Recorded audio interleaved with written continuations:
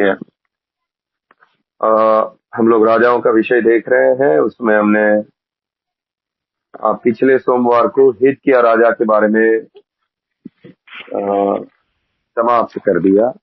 उसका आखिरी अंश जो बचा था उसको हमने पूरा किया। अब हम जाते हैं उसका बेटा, हिजकिय्याह का बेटा मनश्शे, दूसरा राजा 21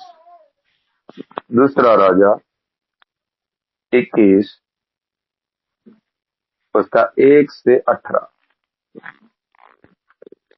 दूसरा राजा 21 1 से 18।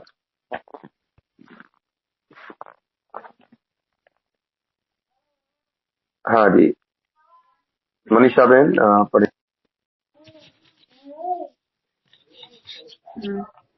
दूसरा राजा ब्रदर 21 का कितना? 1 से 18। ब्रदर तुम्हारा आवाज बराबर नहीं आता। 21 का 1 से 18। जब मनश्शे राज्य करने लगा तब वो 12 वर्ष का था और यरूशलेम में 55 वर्ष तक राज्य करता रहा और उसकी माता का नाम हेप्सिबा था। ओके। सबसे बात, मनश्शे 12 वर्ष की उम्र में राज्य करने लगा। संभावना है कि वो जब उसके पिताजी जीवित थे तब से ही, छोटी उम्र से ही वो उसके पिताजी के साथ राज्य करने लगा हो, क्योंकि हमने देखा है उसका पिताजी बीमार था और बोला गया था कि वो मरने पर है। हो सकता है उसका पिताजी जो लास्ट 15 साल जिए थे, उस लास्ट 15 साल में उनके बेटे को छोटी उम्र से ही उनके साथ राज्य करने के लिए उसके साथ जोड़ा हो। तो 12 साल का एक बच्चा उस उम्र से ही राज्य करने के लिए उनको उसमें जोड़ा गया और 55 वर्ष तक राज्य किया। 50 और 5, बहुत लंबा राज्य उनका चला। उनकी माता का नाम भी बताया है। ओके, आगे बढ़ेंगे। उसने उन जातियों के जिन्होंने काम के अनुसार जिनको यहोवा ने इस्राएलियों के सामने देश से निकाल दिया था वह किया जो यहोवा की दृष्टि में बुरा था। यहाँ हम एक बात देखते हैं, जितने भी राजा हुए उसमें से सबसे दुष्ट ये मनश्शे था। यहाँ पे एक बात लिखी है, परमेश्वर ने कितनी सारी जातियों को कनान में से निकाल दिया था इस कारण क्योंकि उनके काम इतने घिनौने थे। और ये मनश्शे ने उन जातियों के अनुसार गंदे घिनौने काम किए, जो परमेश्वर की दृष्टि में बुरा है, वो इस राजा ने, मनश्शे ने किया। ओके, आगे। उसने उन ऊंचे स्थानों को जिनको उसके पिता हिजकिय्याह ने नष्ट किया था फिर बनाया और इस्राएल के राजा और हाथ के समान बाल के लिए वेदियां और एक असेरा बनवाई और आकाश के सारे गणों को दंडवत और उनकी उपासना करता रहा। ओके, हम देखते हैं यहाँ पर उसने क्या क्या किया। हमने देखा कि उसके पिता के समय में इतनी बड़ी जागृति आ गई थी कि कोई ऊंचे स्थान नहीं हटा पाया था, उसका पिताजी ने हटा दिया था। लेकिन अब ये भाई साहब क्या कर रहा है, वापस से ऊंचे स्थान शुरू कर रहा है, वापस ऊंचे स्थान बनवा रहा है। और अहाब राजा जो दुष्ट राजा था इस्राएल का, उसने बाल देवता की उपासना स्थापित करवाई थी। ये भी वही काम कर रहा है, बाल देवता को स्थापित कर रहा है यहूदा में, और अशेरा नाम की देवी को भी वो बनवा रहा है, उसकी मूर्त बनवा रहा है। अशेरा बोला जाता था 70 देवताओं के ऊपर, देवताओं की माता थी। ये बाल देवता की भी माता कही जाती थी। तो अशेरा, बाल, ये सब देवी देवताओं की पूजा शुरू कर दिया। ओके, आगे। उसने यहोवा के उस भवन में वेदियां बनाई जिसके विषय यहोवा ने कहा था, यरूशलेम में मैं अपना नाम रखूंगा। ओके, परमेश्वर के मंदिर में, जिस पवित्र मंदिर में परमेश्वर का नाम रखा हुआ है, उस मंदिर के अंदर वो वेदियां बना रहा है अन्य देवी देवताओं की और आकाश के गणों की, ये सूर्य चंद्रमा, उसकी भी वेदियां बना रहा है, उसको भी बलिदान करने के लिए। हम देखेंगे। आगे पढ़िए। वरन यहोवा के भवन के दोनों आंगनों में भी उसने आकाश के सारे गणों के लिए वेदियां बनाई। आगे। फिर उसने अपने बेटे को आग में होम करके चढ़ाया और शुभ अशुभ मुहूर्त को मानता और टोना करता और ओझों और भूत सिद्ध वालों से व्यवहार करता था। उसने ऐसे बहुत से काम किए जो यहोवा की दृष्टि में बुरे हैं और जिनसे क्रोधित होता है।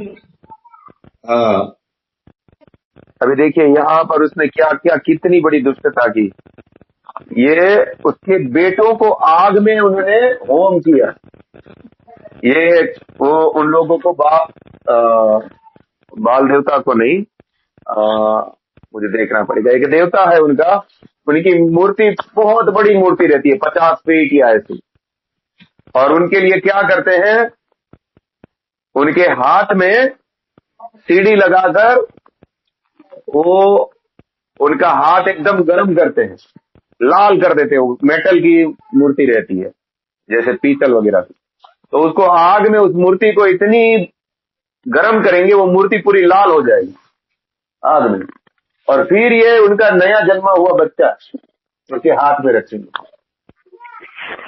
और वो बच्चा वो मोम की तरफ पिघलने लगेगा।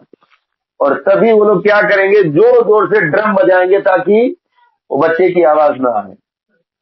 और इस प्रकार से वो लोग बच्चों को बलि करते थे। वो मूर्त को, वो मेटल की मूर्ति रहती है, पीतल की, बहुत बड़ी रहती है, मुझे लगता है 50 फीट या 20 फीट या 30 फीट ऐसी।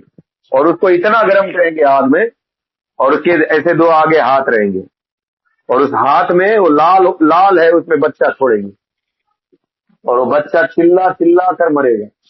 और वो परमेश्वर की नजर में इतना घृणित था, इसने किया, वो अपने बच्चों को आग में जलाया। तो हाँ, और क्या क्या किया उसने, शुभ अशुभ मुहूर्त जैसे हिंदू लोग करते हैं, शुभ मुहूर्त अशुभ मुहूर्त, शादी के लिए मुहूर्त निकालते हैं वगैरह, वो भी उसने किया। वो परमेश्वर की नजर में घृणित है, शुभ मुहूर्त अशुभ मुहूर्त मानना। तो ना, वो जो भूत सिद्धि वालों से व्यवहार, सब कुछ उसने करवाया। जितना भी परमेश्वर की दृष्टि में बुरा है, जो परमेश्वर को क्रोध दिलाता है, वही सब वो कर रहा है। ओके, असरा की जो मूर्ति उसने खुदवाई, उसको उसने उस भवन में स्थापित किया जिसके विषय यहोवा ने दाऊद और उसके पुत्र सुलेमान से कहा था, इस भवन में और यरूशलेम में मैं जिसको मैंने इस्राएल के सब गोत्रों में से चुन लिया है, मैं सदैव अपना नाम रखूंगा। ओके, देखिए ये बड़ी दुष्टता कर रहा है। जो विरोधी मसीह करेगा वही काम ये किया है। विरोधी मसीह भी अपनी मूर्ति मंदिर में रखवाएगा, लेकिन यहाँ पे ये अशेरा की मूर्ति को मंदिर में स्थापित कर रहा है। परमेश्वर के पवित्र मंदिर में मूर्त अशेरा की मूर्ति रख रहा है। हाँ, ओके, आगे पढ़ेंगे। और यदि वे मेरी सब आज्ञाओं के और मेरे दास मूसा के द्वारा दी हुई पूरी व्यवस्था के अनुसार करने की चौकसी करे, तो मैं ऐसा न करूंगा कि जो देश मैंने इस्राएल के पुरखों को दिया था उससे वे फिर निकल कर मारे मारे फिरे। हाँ, आगे। परंतु उन्होंने न माना, वरन मनुष्य ने उनको यहाँ तक भटका दिया कि उन्होंने उन जातियों से भी बढ़कर बुराई की जिनका यहोवा ने इस्राएलियों के सामने से विनाश किया था। ओ, परमेश्वर ने कनानी में जितनी जातियां थी उनसे भी बढ़कर इसने बुराई की और इस्राएली लोगों को भटका दिया ये मनश्शे ने। इतना दुष्ट व्यक्ति। हाँ, अभी आगे पढ़ेंगे।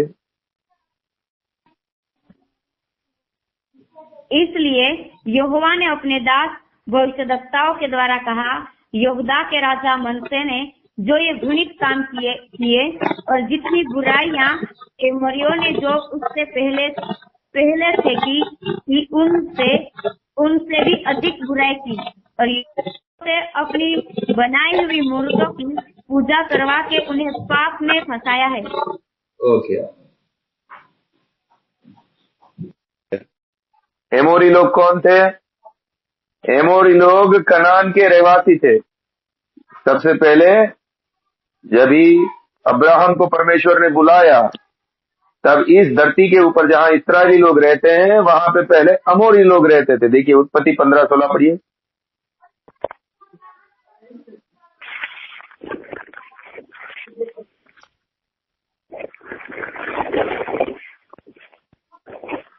हाँ पढ़िए। पर वे चौथी पीढ़ी में यहाँ फिर आएंगे, क्योंकि अब तक एमोरियों का अधर्म पूरा नहीं हुआ है। हाँ, परमेश्वर अब्राहम को बोल रहा है, अमोरी लोग का पाप जितना बढ़ना चाहिए उतना नहीं हुआ है। जब उतना बढ़ जाएगा तब मैं अमोरियों का नाश करूंगा और फिर तेरे वंश को इस जगह पर लेकर आऊंगा। अमोरी लोगों को परमेश्वर ने क्यों निकाला था? क्योंकि ये सब घृणित काम वो लोग करते थे। हाँ, तो वही घृणित काम और उससे भी ज्यादा, अमोरी से भी ज्यादा काम ये मनुष्य कर रहा है और परमेश्वर को क्रोधित कर रहा है। ओके, उसके बाद एक मिनट,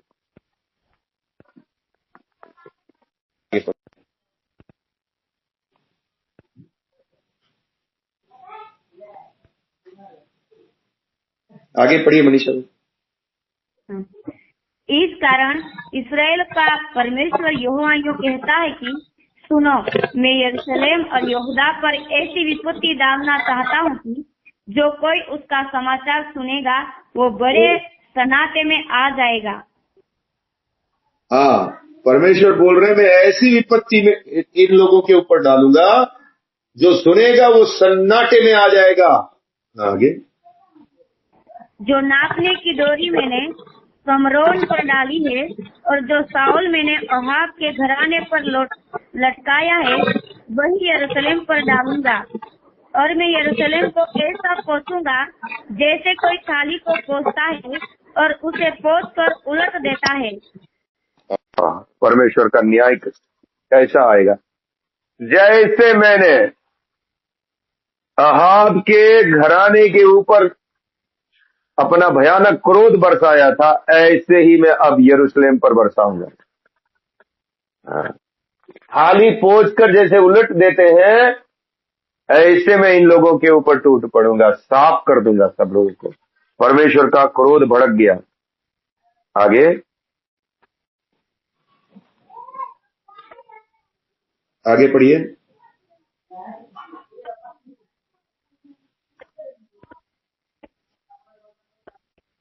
आगे पढ़े।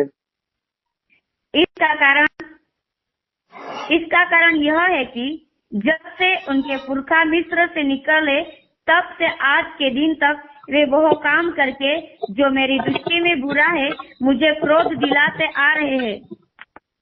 हाँ, आगे। मनश्शे ने न केवल वह काम करा के यहूदियों से पाप कराया जो यहोवा की दृष्टि में बुरा है, वरन निर्दोषों का खून बहुत बहाया, यहाँ तक कि उसने यरूशलेम को एक सिरे से दूसरे सिरे तक खून से भर दिया। यहाँ पे एक और बात, निर्दोष लोगों का उसने खून बहाया, एक सिरे से लेकर दूसरे सिरे तक खून भर दिया। बहुत लोगों को, निर्दोष लोगों का हत्या किया इस व्यक्ति ने। और यहूदी के अनुसार, यहूदी लोगों के पास जो इतिहास के पुस्तक है, उसके अनुसार यशाया नबी को मारने वाला ये मनश्शे था। यशाया नबी जो बाइबल में है, जो उसके पिताजी को परमेश्वर के वचन बताता था जो अशूर के राजा के विरुद्ध में जो परमेश्वर के वचन आए थे यशाया के पास, यशाया को मारने वाला यही था। और आपको मालूम है यशाया नबी को कैसे मारा था? एक लकड़े से उन्होंने जैसे बीच में लकड़ा खाली है, ऐसा एक इंसान के जैसा एक पूरा ऐसा बनवाया है, समझाने के लिए। जैसे एक पेन के अंदर रिफिल कैसे रहती है, पेन के अंदर रिफिल, ऐसा लकड़े के बीच में खाली है। उसी प्रकार एक इंसान पूरा उस लकड़े के अंदर घुस जाए, ऐसा बनवाया, पेटी बनवाई। और उस पेटी में यशाया को रखा और उस पेटी को आरे से चीरा, करवट से पूरा काट डाला बीच में से। यशाया नबी को ऐसे मरवाया था इस दुष्ट राजा ने, मनुष्य ने। अब समझे कैसा? एक ऐसा लकड़ी की पेटी बनवाई जिसमें एक इंसान का हाथ पैर दोनों ऐसा आ जाए, फिर वो पेटी बंद कर देंगे। फिर उस पेटी को बीच में से करवट से काटा पूरा, तो 2 टुकड़े किए थे यशाया नबी ने। निर्दोष का खून बहाया, बहुत निर्दोषों का खून बहाया। हाँ, आगे 1 मिनट।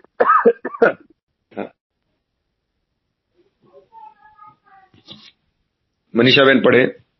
हाँ, मनसे के और सब काम जो उसने किए और जो पाप उसने किए, वह सब क्या यहूदा के राजाओं के इतिहास की पुस्तक में नहीं लिखा है? अंत में मनसे अपने पुरखों के संग सो गया और उसे उसके भवन की बारी में, जो उज्जर की बारी कहलाती थी, मिट्टी दी गई और उसका पुत्र आमन उसके स्थान पर राजा हुआ। ओके,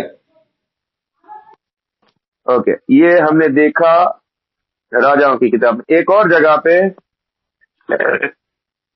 मनुष्य के बारे में लिखा है, वो जाते हैं हम लोग दूसरा इतिहास उसका 33। दूसरा इतिहास, इसको यहाँ से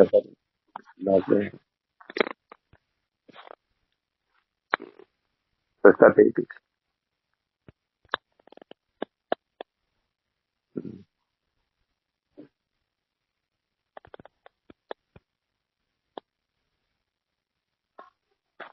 तो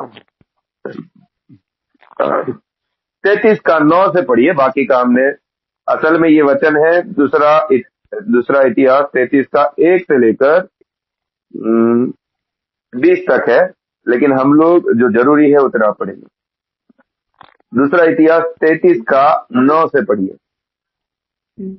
मनसे और यरूशलेम के निवासियों को यहाँ तक भटका दिया कि उन्होंने उन जातियों से भी बढ़कर बुराई की जिन्हें यहोवा ने इस्राएलियों के सामने से विनष्ट किया था।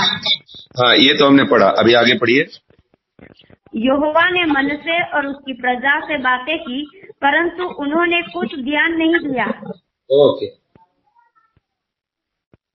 परमेश्वर ने अपने दासों को भेजा इन लोगों से बात करने के लिए कि ये लोग मुड़ जाएं, ऐसे पाप ना करें, लेकिन इन लोगों ने ध्यान नहीं दिया। तो परमेश्वर ने ऐसा नहीं है उनसे बातें नहीं की, परमेश्वर ने अपना वचन भेजा कि ये लोग, परमेश्वर का क्रोध उनको ना सहना पड़े, लेकिन उन्होंने ध्यान नहीं दिया। ओके, आगे। तब यहोवा ने उन पर असुर के सेनापतियों से चढ़ाई कराई और ये मनसे को नकेल डालकर और पीतल की बेड़ियों से जकड़कर उसे बेबीलोन को ले गए। परमेश्वर देखिए कैसा उसको खींच कर कैसे लेकर गया, उसकी नाक में नकेल डाली है जैसे जानवर को डालते हैं। नकेल डालकर इसको खींच के लेकर गए, पीतल की बेड़ियां डाली इसके ऊपर। एक और व्यक्ति को पीतल की बेड़ियां डाली थी, किसी को याद है?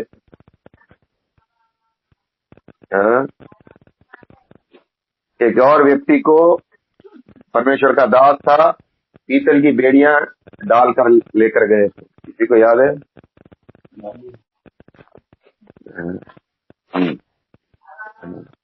इसको नाक में नकेल, जैसे जानवर को नाक में नकेल डालते, इसको खींच, परमेश्वर का क्रोध बढ़ता है। पीतल, और लेकर कहाँ गए हैं? बेबीलोन क्यों लेकर गए? अभी बात तो ये आती है।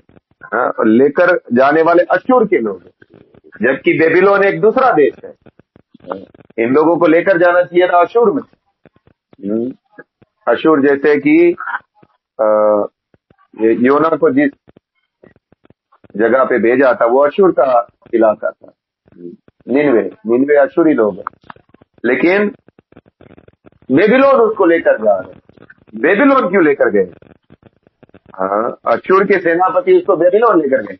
हो सकता है, यहाँ पे लिखा नहीं है, हो सकता है कि अशूर उस समय में पूरे दुनिया पे राज कर रहा था, तो अशूर के समय में बेबीलोन भी खड़ा होना शुरू हुआ। बेबीलोन भी बलवा किया अशूर के विरुद्ध। अशूर के विरुद्ध इस्राएल ने बलवा किया, इस्राएल के बाद बेबीलोन ने बलवा किया और उनके विरुद्ध खड़े हुए। तो हो सकता है अशूर के लोगों को ये शंका थी कि इन लोगों को बलवा कराने के पीछे इस्राएली लोगों का हाथ है। मनश्शे ने बेबीलोन के लोगों को भड़काया है हमारे विरुद्ध बलवा करने, क्योंकि बेबीलोन के लोग हिजकिय्याह को मिलने के लिए आए थे। हम लोग ने देखा, उसने सारे भंडार दिखाए थे बेबीलोन के लोगों को, तो उन लोगों के बीच में दोस्ती थी। तो अशूरी लोग ये सोचते होंगे कि जब बेबीलोन ने बलवा किया है तो ये इस्राएल का मनश्शे राजा ने ही इनको भड़काया होगा कि अशूर के विरुद्ध बलवा करो। तो इसके लिए अशूरी लोग मनश्शे को बेबीलोन लेकर जा रहे हैं, वहां की कोर्ट में खड़ा कर रहे होंगे। ये बात को क्लियर करने के लिए कि ये बलवे के पीछे कारण क्या है, हो सकता है इसके लिए बेबीलोन को उसको लेकर गए। ओके, आगे पढ़ेंगे। आगे पढ़े। तब संकट में पड़कर वो अपने परमेश्वर यहोवा को मानने लगा और अपने पूर्वजों के परमेश्वर के सामने बहुत दीन हुआ और उससे प्रार्थना की। हाँ, यह है बात सीखने वाली। हाँ, इतना दुष्ट राजा, इतना इसके जैसा दुष्ट व्यक्ति कोई नहीं आया। ऐसा दुष्ट जो परमेश्वर के लोगों को यहां तक भटका दिया, अब वो व्यक्ति पश्चाताप कर रहा है। वो व्यक्ति जब उसको नाक में नकेल डालकर लेकर जा रहा है, पीतल की बेड़ियां उसको पहनाई जा रही है, वो व्यक्ति परमेश्वर के सामने नम्र होता है, वो व्यक्ति पश्चाताप करता है। अब देखते हैं आगे क्या होता है, पढ़िए।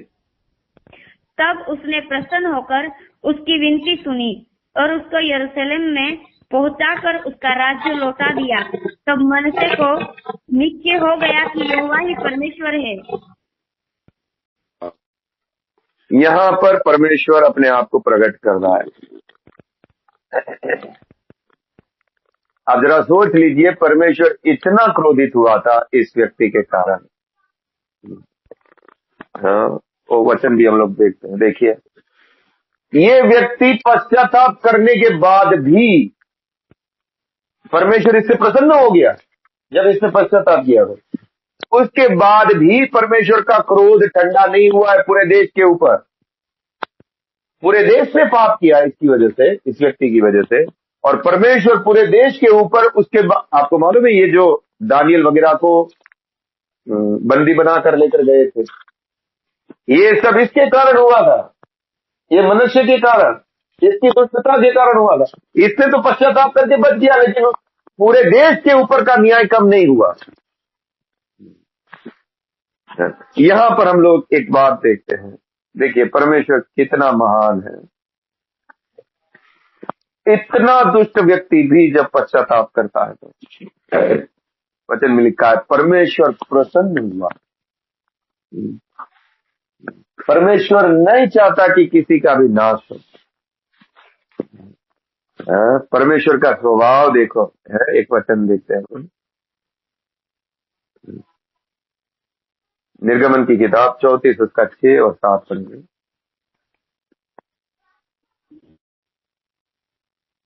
हाँ, मनीषा में पढ़े।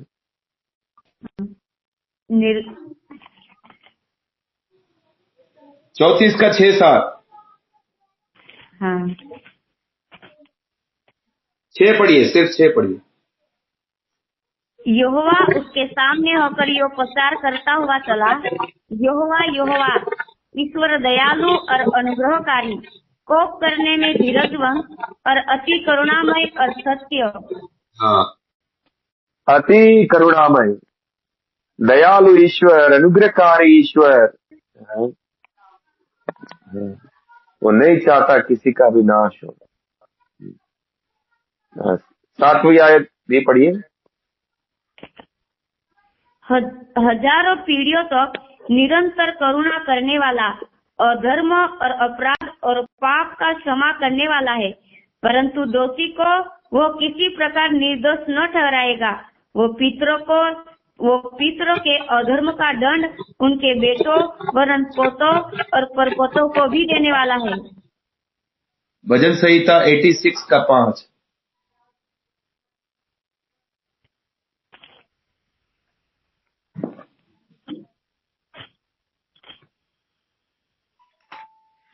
भजन संहिता कितना 86 86 को क्या बोलते हैं? 86 का 5। वो बाद में देख लेंगे। पढ़िए सिस्टर। क्योंकि हे प्रभु, तू भला और क्षमा करने वाला है, और जितने तुझे पुकारते हैं उन सबों के लिए तू अति करुणामय है। हालेलुया। जितने तुझे पुकारते हैं उनके लिए अति करुणामय है। यहाँ पर परमेश्वर का प्रकटीकरण हो रहा है। एक इतना दुष्ट व्यक्ति जब प्रभु की ओर मुड़ता है तो परमेश्वर प्रसन्न हो जाता है, और लिखा है परमेश्वर उसका राज्य भी उसको लौटा देता है।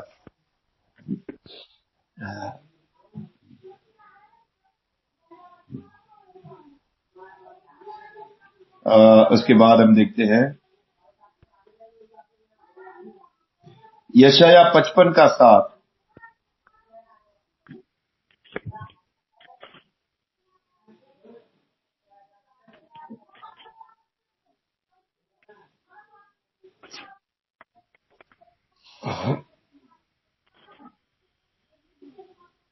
दुष्ट अपनी चाल चलन और अनर्थकारी अपने सोच विचार छोड़कर यहोवा ही की ओर फिरे, वो उस पर दया करेगा। वो हमारे परमेश्वर की ओर फिरे और वो पूरी रीति से उसको क्षमा करेगा। हालेलुया। परमेश्वर की दया कितनी महान है। एक इतना दुष्ट व्यक्ति जो परमेश्वर ने जिन लोगों का सत्यानाश किया था उससे भी ज्यादा ये दुष्ट था। जब ये व्यक्ति नम्र होता है तो परमेश्वर प्रसन्न हो जाता है और उसको भी वो नाश करना नहीं चाहता, उसको भी क्षमा कर देता है। वापस जाते हैं उस वचन में, दूसरा इतिहास 33 में।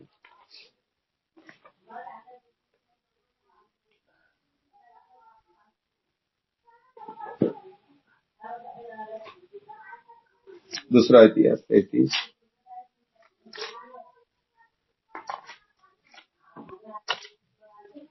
अभी हम वहीं से आगे पढ़ेंगे। इसके बाद उसने दाऊदपुर से बाहर जीहोन के पश्चिमी की ओर नाले में मछली फाटक तक एक सरपना बनवाई, फिर ओपेल को घेर कर बहुत ऊंचा कर दिया और यहूदा के सब गढ़ वाले नगरों में सेनापति ठहरा दिए। आगे फिर उसने पराये देवताओं को और यहोवा के भवन में की मूर्ति को और जितनी वेदियां उसने यहोवा के भवन के पर्वत पर और यरूशलेम में बनवाई थी उन सब को दूर करके नगर से बाहर फेंकवा दिया। अब वही साफ सफाई भी कर रहा है, सब मूर्तियों को बाहर फेंकवा रहा है। अभी ये वापस से देश को शुद्ध कर रहा है। आगे तब उसने यहोवा की वेदी की मरम्मत की और उस पर मेल बलि और धन्यवाद बलि चढ़ाने लगा और यहूदियों को इस्राएल के परमेश्वर यहोवा की उपासना करने की आज्ञा दी। हालेलुया। अब वो खुद आराधना कर रहा है, बलिदान चढ़ा रहा है, मेल बलि धन्यवाद बलि चढ़ा रहा है। और आज्ञा दे रहा है कि यहोवा ही की आराधना हो। जो बाल देवता की पूजा शुरू की थी उसको हटाया गया। आगे, तो भी प्रजा के लोग ऊंचे स्थानों पर बलिदान करते रहे, परंतु केवल अपने परमेश्वर यहोवा के लिए। हाँ, कुछ स्थानों पर बलि करते थे, लेकिन फिर भी दूसरे देवताओं के लिए नहीं, पर प्रभु यहोवा परमेश्वर के लिए ही। आगे, मनसे के और काम, और उसने जो प्रार्थना अपने परमेश्वर से की, और उन दर्शियों के वचन जो इस्राएल के परमेश्वर यहोवा के नाम से उससे बातें करते थे, यह सब इस्राएल के राजाओं के इतिहास में लिखा हुआ है। हाँ, उसकी प्रार्थना और वो कैसे सुनी गई, और उसका सारा पाप और विश्वासघात, और उसने दीन होने से पहले कहाँ कहाँ बनवाए, और असरा नामक और खुदी हुई मूर्तियां खड़ी कराई। यह सब होशे के वचन में लिखा है।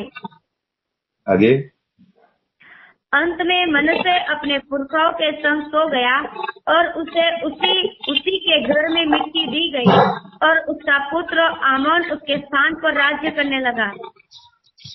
ओके।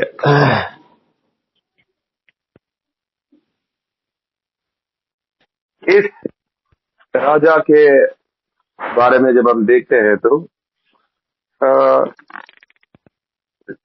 इतना ज्यादा दुष्टता इस व्यक्ति के अंदर, और सबसे बड़ी बात इस राजा की कहानी में जो हमें देखने मिलती है वो ये है कि परमेश्वर की दया कितनी महान है। ये बात कितनी सच है कि वो नहीं चाहता किसी का भी नाश हो। जितना ज्यादा क्रोधित वो हुआ था, जब ये व्यक्ति बहुत ही नम्र और दीन हो जाता है, तब परमेश्वर उससे प्रसन्न होता है। परमेश्वर को अच्छा लगता है जब हम उसके सामने झुक कर जाते हैं, अपने पापों को मानते हुए जाते हैं, अपने आप को नम्र और दीन करते हैं उसके सामने। वो राजाओं का राजा है, हम कुछ नहीं उसके सामने।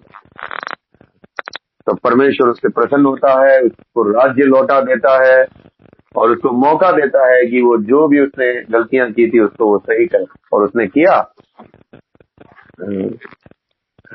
अभी हमारे पास समय नहीं है, नहीं तो मैं आपको अभी दिखाऊंगा। यिर्मयाह की किताब में परमेश्वर बोलता है कि मैं इस्राएल और यरूशलेम का सत्यानाश करने जा रहा हूं, और ये सब करने के पीछे कारण वो मनुष्य के पाप है। परमेश्वर ने मनुष्य को तो माफ कर दिया, लेकिन मनुष्य की वजह से जो बर्बादी पूरे देश में फैल गई थी, सब लोगों को उसने भटका दिया था। उसकी वजह से परमेश्वर, अभी मनुष्य तो बच गया, लेकिन मनुष्य के कारण जितने दूसरे भटक गए थे वो तो वापस नहीं आए। कुछ लोग आए होंगे, लेकिन जो बाकी भटक गए थे वो तो पाप में जीने लगे। तो उन लोगों के कारण परमेश्वर का प्रकोप पूरे देश के ऊपर पड़ता है। इसीलिए यिर्मयाह के समय में परमेश्वर बेबीलोन के लोगों को भेजता है और सबको बंदी बना कर लेकर जाता है। इसमें मुख्य बात यह है, परमेश्वर दयालु है, और जो कोई उसकी ओर पाप छोड़कर फिरता है, अपने आप को नम्र करता है। हमने एक कहानी देखी थी हेम सामुएल के समय में, कुछ 30 से ज्यादा खून किए थे उसने। भाई बंद करना फोन वगैरह, साइलेंट पे करना। बाद में फोन कर 30 से ज्यादा खून किए थे, 30 से ज्यादा खून किए थे।